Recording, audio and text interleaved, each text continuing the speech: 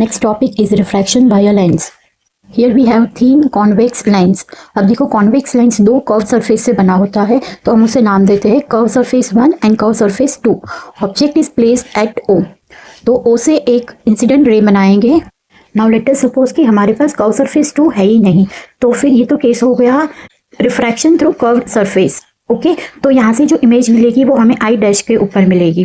अब देखो क्योंकि कर्व सरफेस 2 तो है, तो this I dash is behave like a virtual object for curve surface 2 और फाइनल इमेज हमें मिलेगी आई के ऊपर.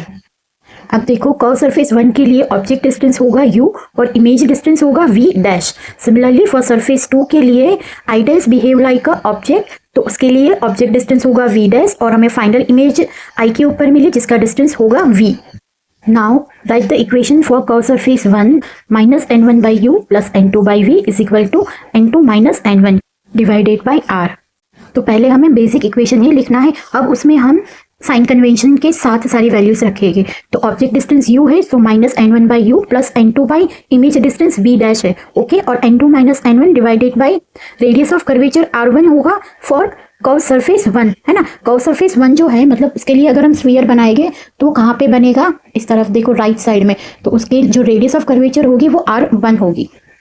और सिमिलरली कर्व सरफेस 2 के लिए इक्वेशन लिखेंगे और उसमें ऑब्जेक्ट डिस्टेंस v डैश और इमेज डिस्टेंस v रखेंगे और फॉर्मूला हमें पता है कि n1 की जगह पे n2 करना है ना. तो इक्वेशन मिलेगा minus n2 by v dash plus n1 by v is equal to n1 minus n2 by r2, क्योंकि कर्व सरफेस 2 के लिए रेडियस ऑफ कर्वेचर होगा r2.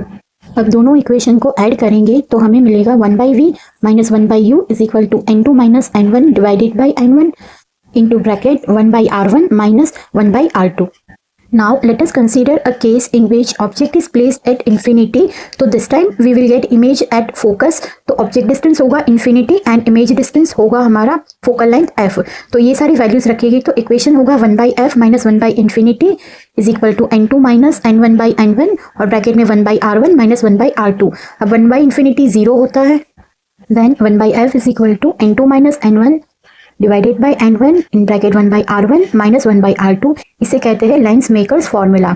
यहाँ पे n2 होगा रिफ्रैक्टिव इंडेक्स ऑफ लेंस और n1 होगा रिफ्रैक्टिव इंडेक्स ऑफ सराउंडिंग और यहाँ पे सराउंडिंग है air.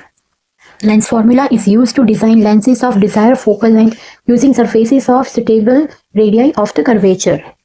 In equation 3 and 4, RHS is equal, so LHS also equal.